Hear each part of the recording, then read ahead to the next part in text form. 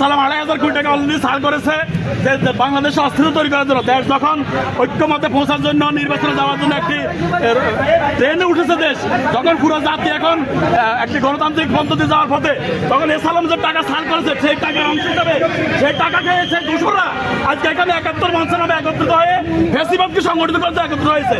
জুলাই যোদ্ধারা, এই এলাকার জুলাই যোদ্ধা যারা, তারা এই নিউজ পাওয়ার পরে তারা এসে এই ফ্যাসিবাদকে আজকে, আমরা সাংবাদিকরা ছিলেন, আমরা কাউকে কারো গায়ে হাত তুলতে দিই নাই, আমরা কোনো মব সৃষ্টি করতে দিই নাই। আজকে যদি আমরা সুযোগ দিতাম তাহলে একজনের সুস্থ চলে গেতে যাইতে পারতো না।